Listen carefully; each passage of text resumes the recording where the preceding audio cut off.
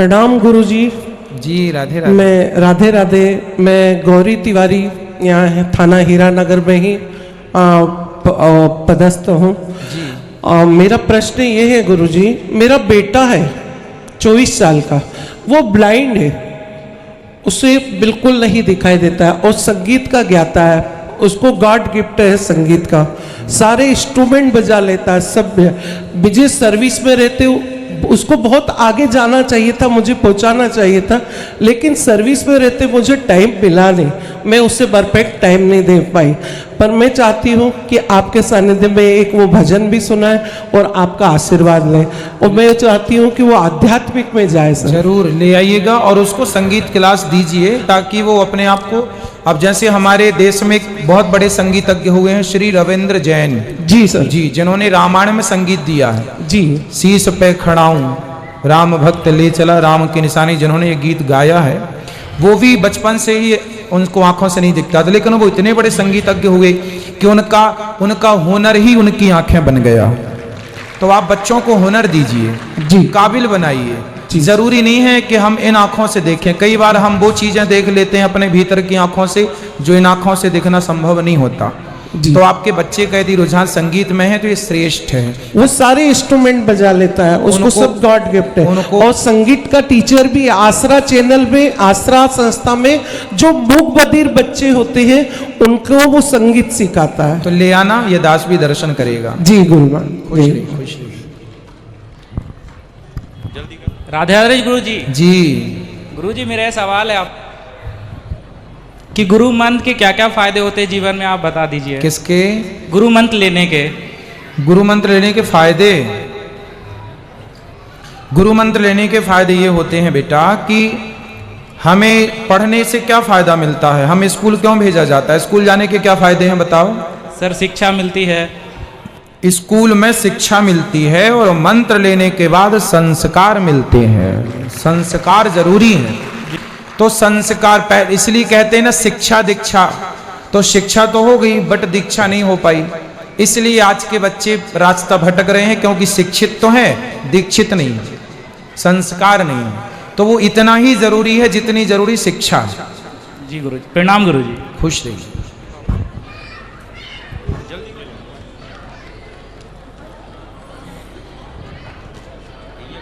हाँ जी, जय जय श्री राधे कुंज बिहारी श्री हरिदास। महाराज जी वृंदावन टटिया स्थान से कृपा पात्र हूँ। वाह सुंदर। महाराज जी ध्यान में बैठता हूँ माला लेके, जब मंत्र का जाप करता हूँ, विचरण वृंदावन का ही रहता है, पर विचरण करते करते करते गुरु मंत्र छूट जाता है, पर विचरण मेरा चलता रहता है वृंदावन का, पर गुरु मंत्र मेरा छूट जाता है और फिर विचरण, और फिर समय भी निकल जाता है मेरा माला का। तो महाराज जी इसके लिए क्या किया? अच्छा है भगवान का, यदि आपका मन वृंदावन में है तो यही सबसे अच्छी बात है। और नाम तो काम, जैसे आप यहाँ बैठे थे उस समय भी आपकी श्वासों में, आप हमसे बात करें या बिस्तर पे जाके सो जाएं, हर समय आपकी सांस चलती है, उसी तरह भगवान नाम चलना चाहिए। और वो मंत्र धीरे धीरे अभ्यास से होगा, है ना। और आप वृंदावन में रहते हैं अपने मन से, तो बहुत अच्छी बात है। आपका मन यहाँ वहां ना भटक के वृंदावन जाता है, ये सबसे अच्छी बात है। तो अपने मन से कहो कि तू जा बिहारी जी का दर्शन करता रहे बस। आज भी आया था आपसे आशीर्वाद लेने, वृंदावन भी आपसे मिला था।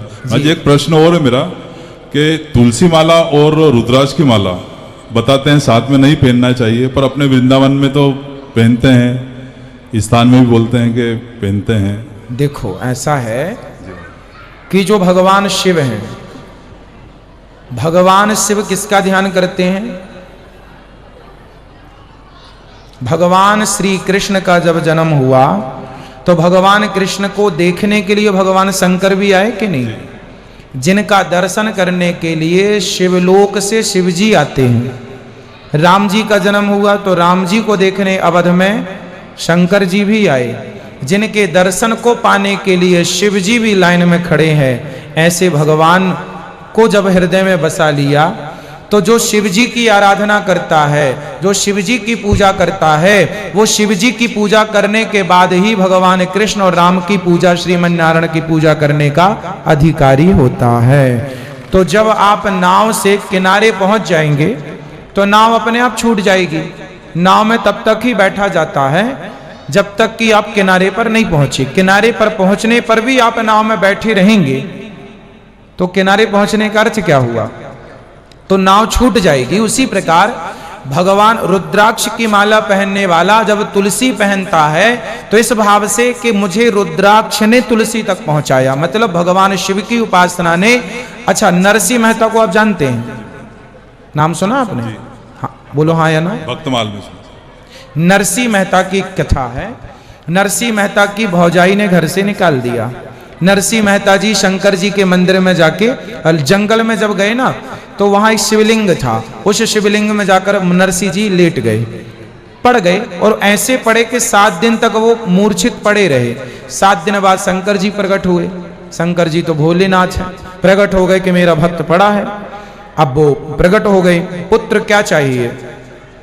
तो नरसिंह जी ने कहा भोलेनाथ से, मुझको और कछु ना चाहिए, बस राधा कृष्ण मिलई दे। हे भोलेनाथ, मुझे और कुछ नहीं चाहिए, आप मुझे राधा कृष्ण भगवान का दर्शन कराओ। तो शंकर जी को जब पा लिया तो शिव जी की जिम्मेदारी है कि उन्हें ले जाएं। फिर नरसिंह जी को रासेश्वर रास मंडली में ठाकुर जी जहां रास रचा रहे थे वहां ले गए और भगवान शिव ने कहा, भगवान ने कहा ये जीव संसारिक कौन है? बोले प्रभु ये भक्त है आपका और आपको लेकर दर्शन कराने आपका लाया हूं। तो भगवान शंकर भी उठा उठा के भक्तों को भगवान से मिलाते हैं। अंत में नरसिंह जी ने भगवान श्री कृष्ण को प्राप्त किया। तो शंकर जी को पाने के बाद भी ईश्वर को पाना लक्ष्य रह जाता है, क्योंकि शंकर जी भी आपको ले जाकर भगवान राम या कृष्ण की गोद में डालेंगे, श्रीमन नारायण की गोद में डालेंगे। तो या तो आप डायरेक्ट जाओ राम की तरफ या इनडायरेक्ट भगवान शिव के वाया शिव जी होते हुए जाओ। तो इसलिए साधक रुद्राक्ष और तुलसी दोनों भी पहन लेते हैं। कुछ लोग रुद्राक्ष के बाद तुलसी पहनते हैं। जो जैसा पहना है सब ठीक है, पर भगवान शिव की उपासना का फल है कि भगवान श्री कृष्ण की भक्ति प्राप्त होना। श्री राधे, दंडवत प्रणाम महाराज जी। कुंज बिहारी श्री हरिदास। श्री हरिदास, श्री हरिदास।